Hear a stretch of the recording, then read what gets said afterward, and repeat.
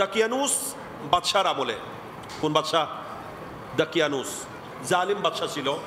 ওই জালিম বাদশা তার আমলে কিছু আল্লাহর ওলি হয়েছেন যারা গোপনে গোপনে আল্লাহর ইবাদত করতেন, আল্লাহর সাথে সম্পর্ক করেছেন। এদের সাথে আল্লাহর সাথে কি হয়ে গেছে? সম্পর্ক হয়ে গেছে। এদেরকে আল্লাহ ওলি হিসেবে কবুল করেছেন। এখন যেহেতু আল্লাহর নিয়ম হচ্ছে কোনো বান্দাকে যখন আল্লাহ কবুল করেন তার ডঙ্কা বাজিয়ে দেন, অটোমেটিক তাকে মানুষ কি করে? মহব্বত করে কিনা? এই যে হজরতে আল্লামা শাহজাহানী শাহ রহমতুল্লাহ আলাইহি, নিয়ামতুল্লাহ শাহ রহমতুল্লাহ আলাইহি, ইনাদেরকে আমরা দেখেছি? জি, ইনাদের সাক্ষাৎ আমাদের হয় নাই, বা ওনাদের আমরা কেউ কি ওনাদের বংশধর? এখানে কি কেউ ওনাদের অলাদ আছে? কিন্তু ওনাদেরকে সবাই মহব্বত করে কিনা? হ্যাঁ, অথচ ওনাদের সাথে দেখা সাক্ষাৎও কোনো পরিচয়। হয়তো এনারা আমাদের দেশেরও নন, এনারা এই দেশের মানুষও নন, ওনারা ভিন্ন দেশের মানুষ, কিন্তু আমরা ওনাদেরকে অটোমেটিক একটা মহব্বত ওনাদের প্রতি আমাদের আছে না নাই? এটা কার পক্ষ থেকে? তো আল্লাহ যখন মহব্বত করেন অটোমেটিকলি মানুষ তাদেরকে কি করে? মহব্বত করে, তাদেরকে ভালোবাসে, তাদের প্রতি ভক্তি শ্রদ্ধা রাখে, তাদের দরবারে আসা যাওয়া করে। বরকতুল্লাহ সুবহানাল্লাহ। এখন ওই বাদশার আমলে ওই সমস্ত আল্লাহর ওয়ালি ইনারাও নির্জনে আল্লাহর ইবাদত করেন, কিন্তু সেখানে মানুষ নিয়মিত আসা যাওয়া করে। আস্তে আস্তে দিন দিন মানুষের সংখ্যা বৃদ্ধি পাচ্ছে, মানুষ বেড়ে গেছে, ওনাদের ভক্ত মুরিদ অনুরক্ত দিন দিন বৃদ্ধি পাচ্ছে। এটা বাদশার কাছে ভালো লাগে না, কি লাগে? খারাপ লাগে। কি লাগে? খারাপ লাগে। বাদশাহ এদেরকে বলল যে তোমরা এই আল্লাহর জিকির, আল্লাহর ইবাদত এগুলা বন্ধ করো, আল্লাহর নাম নিতে পারবে না, আল্লাহ জিকির করতে পারবে না, এগুলা বন্ধ করো, আর না হয় আমার দেশ ছেড়ে চলে যাও। এই দেশে থাকলে আমার ইবাদত করতে হবে, নাউজুবিল্লাহ, আমাকে খোদা বলতে হবে, এখানে অন্য কারো নাম নেওয়া, নাউজুবিল্লাহ বলেন না। আল্লাহর আউলিয়া কিরাম বললেন প্রয়োজনে আমরা দেশ ছাড়বো, প্রয়োজনে, তারপরেও আল্লাহর জিকির বন্ধ, আল্লাহর ইবাদত বন্ধ করতে পারবো না। আমরা প্রয়োজনে কি ছেড়ে দেব? দেশ ছেড়ে চলে যাব। তাই আল্লাহর আউলিয়া কিরাম নির্জনে গিয়ে কোথাও গোপনে আল্লাহর ইবাদত করার জন্য রাতের অন্ধকারে বাহির হয়ে গেছেন। কেউ না জানে মতো গোপনে রওনা দিয়েছেন যে কোথাও গোপন হয়ে যাব, একেবারে নির্জন এলাকায় পাহাড়ি গুহার মধ্যে গিয়ে আল্লাহর উপাসনা ইবাদত বন্দেগী করব, যেখানে আমাদেরকে জানার মতো কেউ থাকবে না। জানলে তো আবার সমস্যা হবে, বাসা খবর পেয়ে যাবে। এই জন্য ওনারা রাতের অন্ধকারে যখন রওনা দিয়েছেন, ইনারা যখন যাচ্ছেন তখন দেখা যায় ওনাদের পিছনে পিছনে একটা কুকুরও ছুটছে। কে যাচ্ছে? কুকুর। আল্লাহর আউলিয়া কিরাম বললেন, আরে এই কুকুরটা কেন আসতেছে? এটা তো আমাদেরকে ডিস্টার্ব করবে, এটা আমাদেরকে ডিস্টার্ব করবে। আর আমরা যখন যাচ্ছি, সে আমাদের পিছনে পিছনে যাচ্ছে, এই কুকুরটা তো আমাদেরকে সমস্যা করবে। আমরা করবো আল্লাহ আল্লাহ, সে করবে গেউ গেউ, সমস্যা হবে কিনা? এবং সে যখন গেউ গেউ করবে তখন মানুষরা জেনে ফেলবে যে এখানে কেউ আছে, দেখতে আসবে, দেখলে তো হয়তো আমাদেরকে জেনে ফেলবে, জেনে যাবে। এই জন্য ওনারা বললেন এটাকে দূর করে দাও। কুকুরটাকে তাড়াইলো, দেখা যায় এটা যায় না, তাড়াইলো যায় না, অনেক চেষ্টা করছে, যাচ্ছে না। তখন ইনারা পরামর্শ করলেন যে যখন এটা এমনিতে যাচ্ছে না, একটা কাজ করলে ভালো হয়, আমরা সবাই মিলে এটাকে পাথর মেরে মেরে ফেলবো। কি করে ফেলবো? মেরে ফেলবো। যখন কুকুরটাকে জানে মেরে ফেলার সিদ্ধান্ত নিয়েছেন, আল্লাহ পাক সুবহানাহু ওয়া তাআলার দয়া হয়েছে, সেই কুকুরকে আল্লাহ তাআলা মানুষের মতো কথা বলার শক্তি দিয়েছেন। এবার কুকুর কথা বলা আরম্ভ করছে। কুকুর বলছে, এটাকে কোনো পাঞ্জাবি শেয়ারের মধ্যে বলছেন কুকুরের কথাটা, পাঞ্জাবি ভাষায়, নামাই পুকু নামাই বুকু।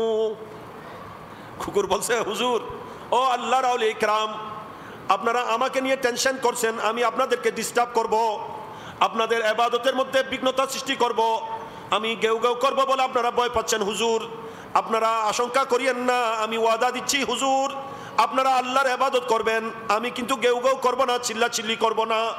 আপনারা আমাকে মারতে চাচ্ছেন, হুজুর দয়া করে আমাকে মারবেন না, আমি কুকুর হতে পারি, কিন্তু আমি কুকুরের অন্তরে আপনারা আল্লাহর প্রিয় বান্দাদের প্রেম মহব্বত সৃষ্টি হয়েছে, আমি আপনাদের দুয়ার ছেড়ে যাব না। হুজুর আমাকে আপনারা তাড়াবেন না, আমি আপনারা আল্লাহর ইবাদত করবেন আর আমি আপনাদের দুয়ার পাহারা দিতে থাকব, আমি আপনাদের দুয়ার পাহারা দেব। হুজুর আমাকে মারার দরকার নাই, আমাকে তাড়ানোর দরকার নাই, আমি গেউ গেউ করবো না, চিল্লাচিল্লি করবো না, আমি শুধু আপনাদেরকে দেখে থাকবো, আপনাদের দুয়ার পাহারা দেবো। বরকতুল্লাহ সুবহানাল্লাহ। এটা একটা কুকুরের মহব্বত, কুকুরের ভালোবাসা আর ওলির প্রতি ভক্তি। বরকতুল্লাহ সুবহানাল্লাহ। এই কুকুরের দাম বাড়ছে না কমছে? কেমন বাড়ছে? হাই হাই হাই, কেমন বাড়ছে? আমার কথা আপনার কথা কোরআনে খুঁজলে পাওয়া যাবে না, ডাইরেক্টলি পাওয়া যাবে জি, কিন্তু ওই কুকুরের কথা কোরআনও আছে। শুধু কেমন কুকুরের কথা আছে না, শুধু কুকুরটা কিভাবে বসছে, আল্লাহর ওলির দুয়ারে কিভাবে বসে আছে। আল্লাহ কোরআনে পাকে বলছেন, আমি 309 বছর পর্যন্ত, কত বছর?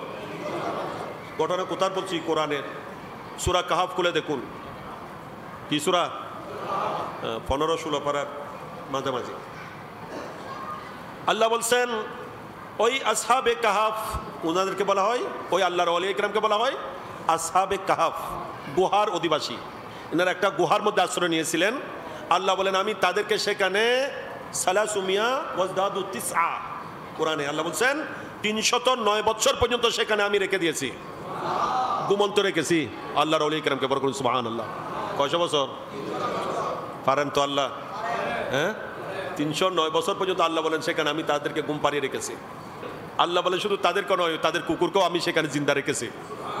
ওই কুকুর কি করছে? সেখানে গিয়ে আল্লাহ বলছেন ওয়াকালবুহুম বাসিতুন জিরাইহি বিল ওয়াসিদ, কালবুন মানে কুকুর। আল্লাহ বলেন ওয়াকালবুহুম, তাদের কুকুর সামনের দুই পাকে সোজা করে টেনে দিয়ে তাদের দুয়ার পাহারা দিয়ে বসে আছে। কুত্তা হইলে করে বই সামনে দুনার টাং সামনে নিকে দি লম্বা করে নবই। আল্লাহ ওয়াকালবুহুম বাসিতুন জিরাইহি বিল ওয়াসিদ, জিরানে ছিল এটা তসনিয়া, নু পড়ে গেছে আযাবতের কারণে।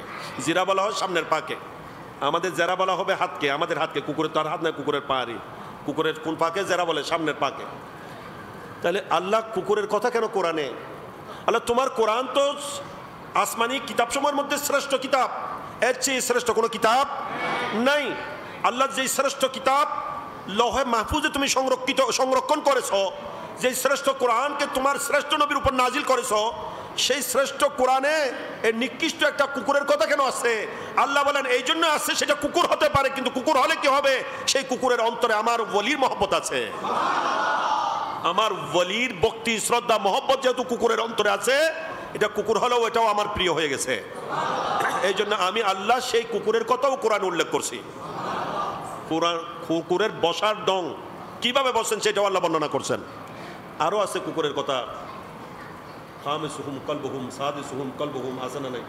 হ্যাঁ, বিভিন্নভাবে আছে কোরআনে ওই কুকুরের কথা।